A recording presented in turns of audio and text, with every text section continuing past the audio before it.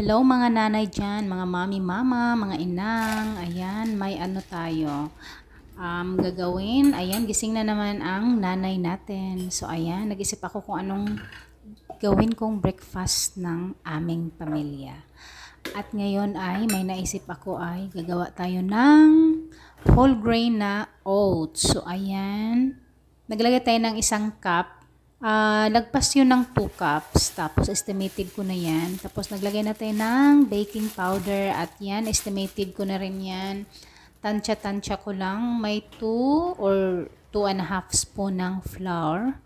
So ayan, nalagyan na natin. Tapos ngayon ay maglagay tayo ng 3 itlog.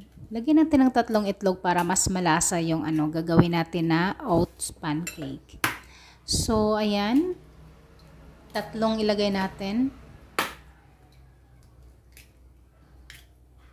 Tapos ngayon, maglagay na naman tayo ng whole cream milk. So yung iba, yung nilalagay ay almond milk. Wala tayong almond milk. So maggawa tayo ng iba, mag-imbento tayo. Ayan, full cream milk. Yan, isang sachet. Tapos hugasan natin ng konti kay marami pang milk doon. Ayan. So, ayan. Napaka-easy lang gawin yan, guys. Tapos, i-mix mo lang. Lagyan ko siya ng konti pang, warm na, tubig para mas talaga siya. Medyo sticky, napaka-sticky kasi niya. Tapos, lagyan natin lang ng konting tubig. And may nakalimutan pa pala akong ilagay. So, yung, frozen na banana. Wala tayong fresh na banana. So, yung naka-frozen kasi hindi namin na kakainin. So, pag medyo hinog na talaga, lagay ko na siya sa freezer. Kaya, ayan, magamit pa natin. So, yan, maglagay tayo rin ng banana sa ating oats pancake. Ayan, mix, halo-halo natin para mag-mix talaga. So, ang sunod kong gagawin yan ay, i-blender na natin para yan, add pa pala ako niya ng konting fresh milk pa. So yan, blender. So yan, blender na natin. Ang gamit ko ay hand blender lang.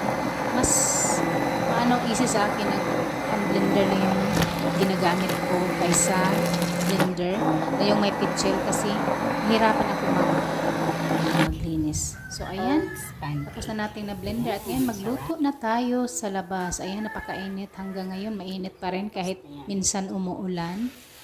Ayan. So, mainit na kahit umaga pa. So, yan. Lulutuin na. Ayan, napakasarap niyan, guys. Napaka-nutritious yan na pagkain para sa ating pamilya. Charing. So, yan, may na gutom na. Ayan. Nag-una na siyang kumain. Gutom na daw siya.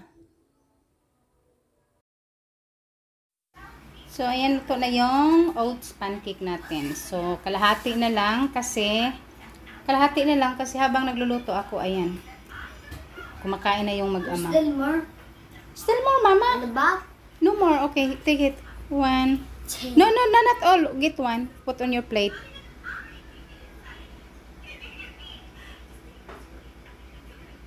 Thank you, Mama.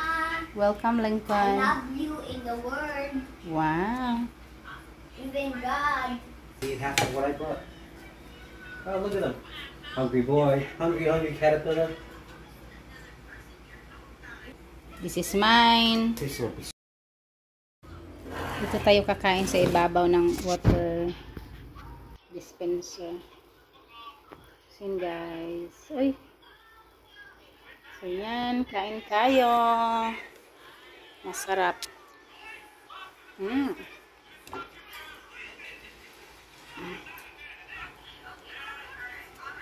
So,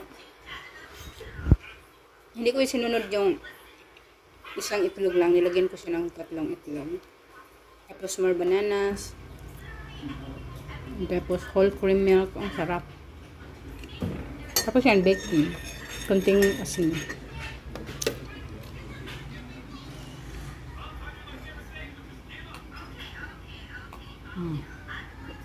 Kain tayo, guys.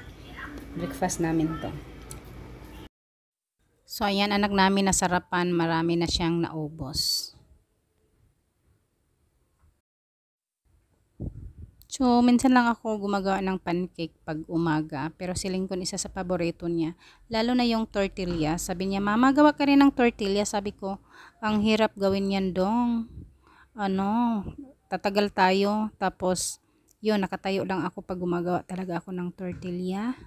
Kaya, sa ngayon, need ko talaga na may tumulong sa akin pag gumawa ng tortilla. Si Lincoln, tatay niya. So, dyan, nagtatapos yung video natin for today, guys. See you in our next vlog. Bye!